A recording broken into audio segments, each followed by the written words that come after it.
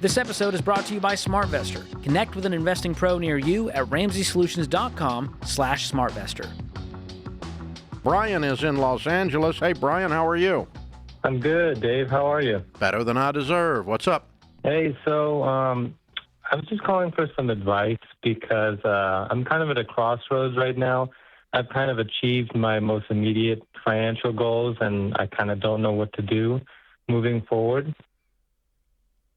Okay. What do you mean? Yes. So I got about $350K liquid. I have two healthcare businesses that are grossing about $750,000 a year, and I have a wife and a kid, and I'm paying about $60,000 to $80,000 in taxes at the end of the year. I have about $300K in equity on my house with $900,000 left on the mortgage. We don't have any credit card debt or anything like that. The cars are paid off. I was just wondering, like, in my situation, with this $350,000 sitting in a checking account, Chase and the people who I'm banking with, they're kind of calling, wanting me to move the money around, but, I've worked hard to save it up. I'm not sure really what to do with that. Yeah, you're Jed Clampett. Mr. Drysdale's calling. That's funny. You don't even know what that is. Look it up. Okay. Yeah, I'm only 30, so I think you'll have to look it up. It's the Beverly Hillbillies. It's an old show. Okay. Anyway, Okay. Oh my God! I was with you, Dave. I've immediately become irrelevant. No, anyway, I was with you. So way to go. So you're making your income off the 750 gross is somewhere around 250, right? Yeah, it's about 15 to 20K a month. That's about after taxes, including No, I'm talking about your taxable annual income from these businesses is around 250, isn't it? Yeah, something like that. 250. About $20,000 a month. Yeah. Okay. That's after tax. I pull in about $20,000 a month with distribution. And see, I'm taking $7,000 a month in W-2 for myself, and then my wife is about $2,500 in W-2. So I don't even know if that is. None of that matters with what I'm talking about. What I'm talking about is what your real taxable income is. So we know it's 10 on W-2, and then you have profit on these businesses that you own. You know what profit is, and that profit is also taxable, and the total of all of that is 60, and in a 30% bracket, that means you're making around $250,000, maybe $300,000 a year, okay?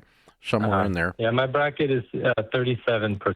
Okay, then you should be, you're probably making $300,000 then. Okay, so that's good. Way to go. Congratulations.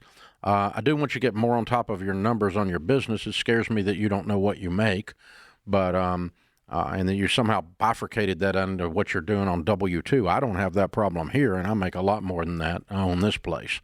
So I know exactly where my income's coming from and how much it is. So I want you to know that. Then I want you to take a whole bunch of this $350 and pay down your mortgage. I want you to get your house paid off fast as you can. Okay. And your instinct on not listening to a bank who was trolling you was very wise. The last thing you want to do is listen to Chase or J.P. Morgan for anything, or Fifth Third. You don't want to listen to them for anything. This is just where I deposit money and where I run my checking account and my debit card. That's the only place I use them for, okay? I'm not using a bank for investment advice. They don't have good investment advice. They give you banker That's how I advice. Felt, They give you good banker advice. So you need to sit down with a good broker to do your long-term investing. But we teach people at your stage, and way to go, you're doing extremely well, Brian. Obviously, you're a bright guy. Idiots don't generally make $300K. And so, you're doing really, really well. What's the purpose of the $350 set aside in cash? How's it earmarked? It's just what I've been saving, and I'm at the stage now where I ran everything to ChatGPT. It's what the kids are doing, and everything came back that I need to interview some CPAs because I really don't know. You don't need to listen to ChatGPT either about investment advice. But I do want to know: is that your personal money, or is any of your business retained earnings part of that? Like, how is that? How is it so that $350 differentiated? In a mutual checking account that me and my wife have access to. Good. And then that's not including the money that is in my businesses that will hold it for 6 months. So Good. to include that. Good. But I don't include that as my money. That's my doomsday. That's why you need retained earnings in the business. So what we would teach you to do is to get a good investment advisor that has the heart of a teacher, and we'll sit down with you and your wife and teach you about some good ways to put some of this aside. You need to get some 401ks of some kind going and some Roth IRAs going of some kind, and there's several things you can do in your situation depending on how your companies are set up. And then and then we're going to have an emergency fund of 3 to 6 months of expenses set aside. So some of this $350 will still be sitting there, and you could call it $50. You have a $900,000 mortgage, I think you said. So I'm going to throw $300 at that, and then I'm going to say, how fast can I pay off that $600,000 and have a paid-for house out of this wonderful income I have from this company? And you're living very frugally, so you're doing a great job. And so, let's pay that house off in 3 or 4 more years. And in the meanwhile, start some investing for your retirement plans, and you're going to become very, very wealthy. You're not going to become very wealthy just dumping $350 in a high yield savings. Let's talk about why, though, because somebody listening is like, well, that sounds pretty good to have $350,000 and just sitting in cash. Well, it's not bad. It's better than not having it. Right. But there's somebody listening going, well, why do I need to invest that? I'm afraid of investments. I'd rather just have it sitting in my account. It's not losing money, is it?